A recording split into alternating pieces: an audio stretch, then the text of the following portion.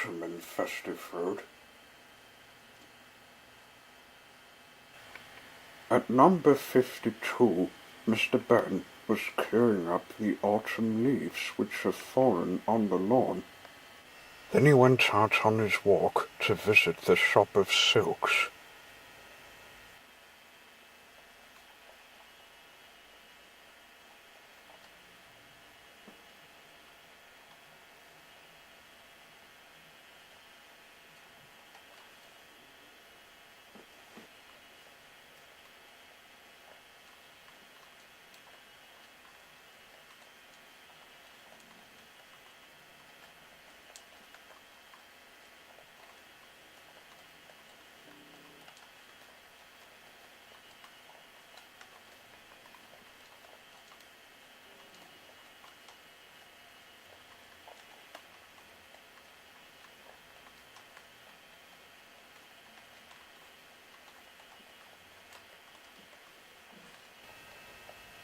But he came a bit early.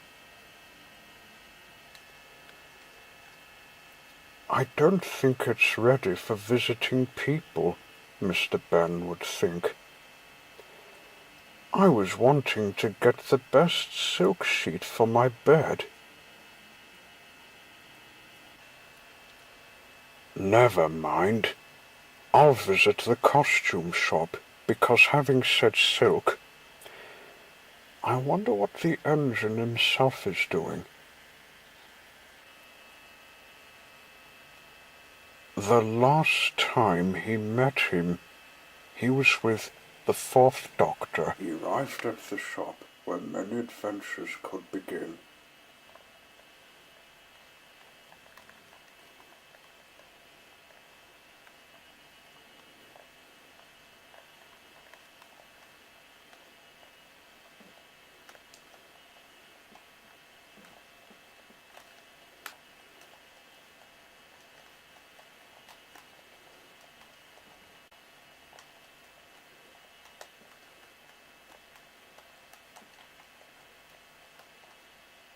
As if by magic, the shopkeeper appeared.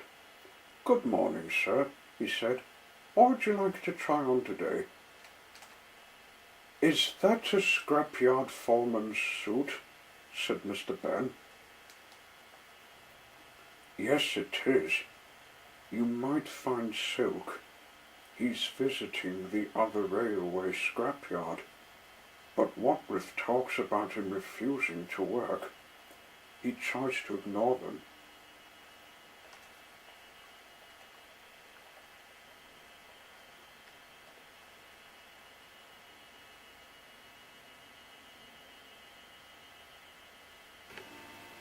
Mr. Benn changed into the scrapyard foreman's suit.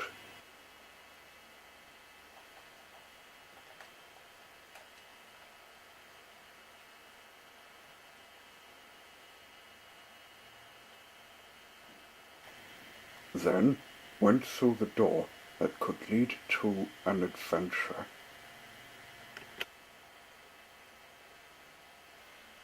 When he went through the door, he found himself in the same scrapyard he visited the day before.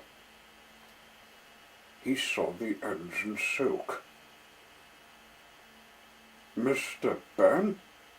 he said. "Hello, Silk. What are you doing here in the scrapyard of the other railway?" "I'm seeing what's changed.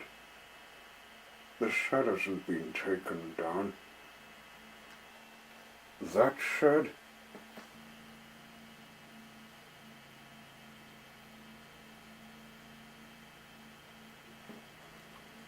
"I remember the day you were built and didn't help the fighting men because you were cowering. After Ready for Life, I never wanted to be part of the hospital train." Huh?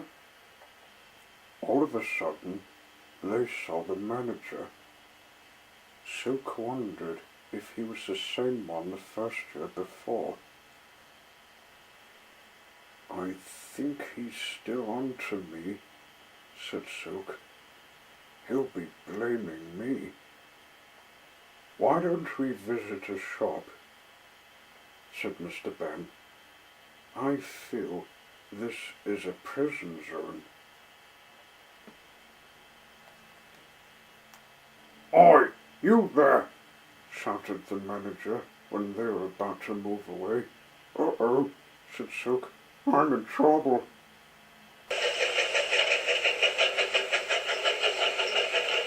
They went out of the scrapyard.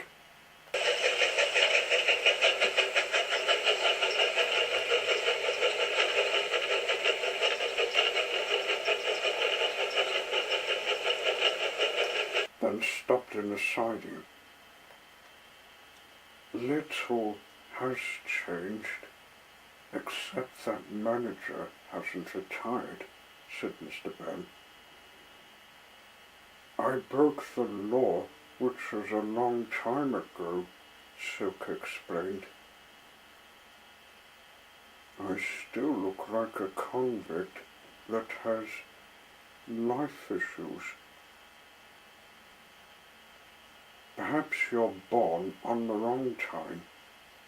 Maybe if I find the paper, we could find out why you betrayed without even knowing.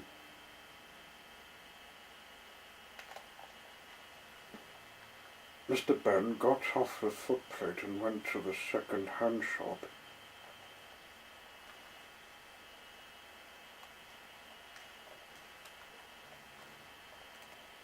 He came back with the paper. It said, Silk has come back from a safe country. We may like to get him to tell us why he didn't help in the World War.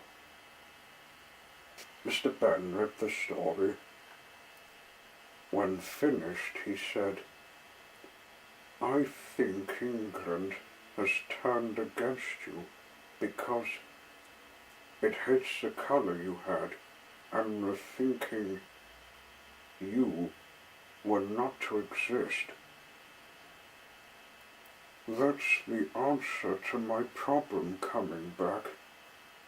Come to think of it, I'll have to change my colour, like blue. There's a shed I saw in the scrapyard with pots of paint. Let's sneak in.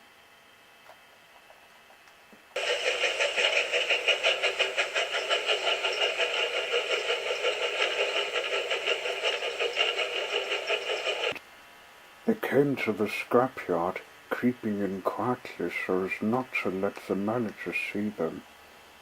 Went in the shed where he was built.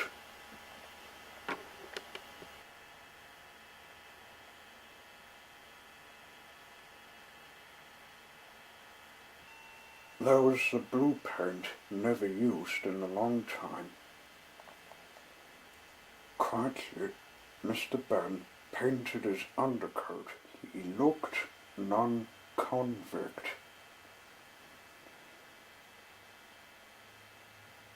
You may notice, Mr. Benn, that the workmen who painted me grey have also forgotten something.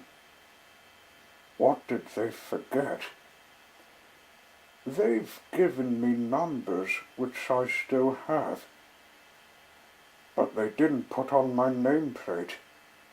It's still in the cupboard after my whereabouts.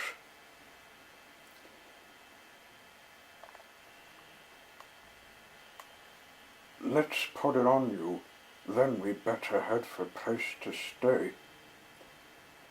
I was heading to Tannin's Railway, where I hid in the mine. We'll tell Tannin about your today trouble when we get there. There we go. Now where's the other one? They sneaked away unnoticed.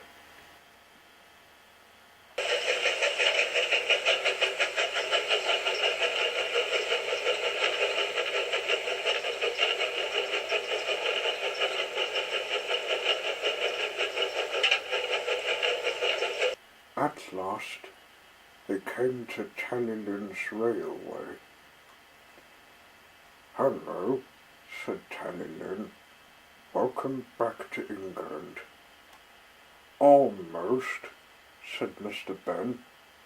"The same manager has convinced the country to hate silk."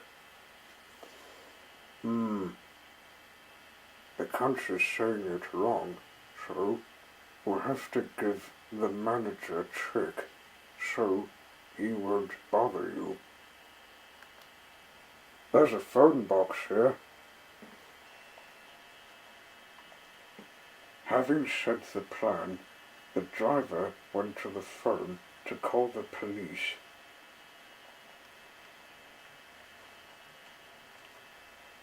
Mr Benn was given the phone and told the whole story of Silk's vanishness.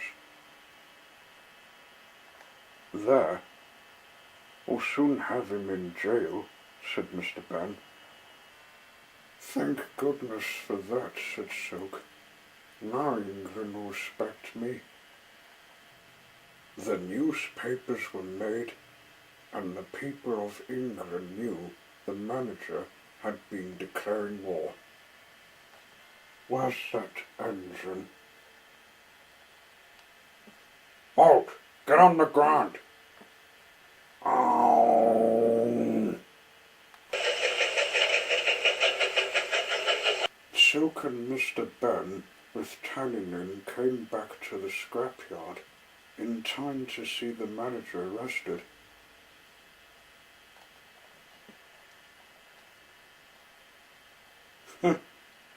"Now I'm happy," said Silk. "I hope my history about me escaping England in the war doesn't get known." "You best help me with the coaches," said Tallylin. "Your holiday has to be made." As they left, as if by magic,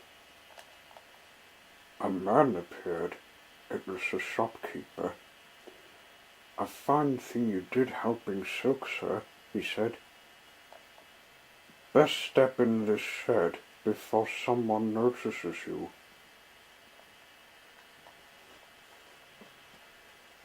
He walked in where Silk was built. Just as he expected, he found he was back in the fitting room of the shop. He took a last look in the mirror and changed back into his old clothes.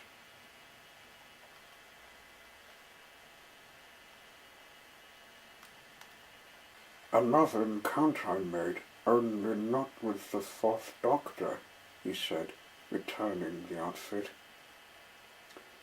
"Silk in his new colour wouldn't get chased from any wrong," said the shopkeeper, "as long as no one else would follow the manager's footsteps."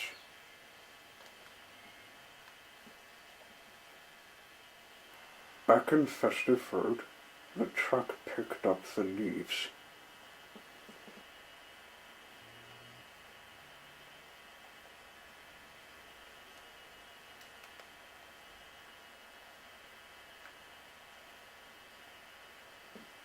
At his door, Mr Benn found a book of Silk's first life days. "My country won't give Silk any trouble. This is his good times, which will help me to remember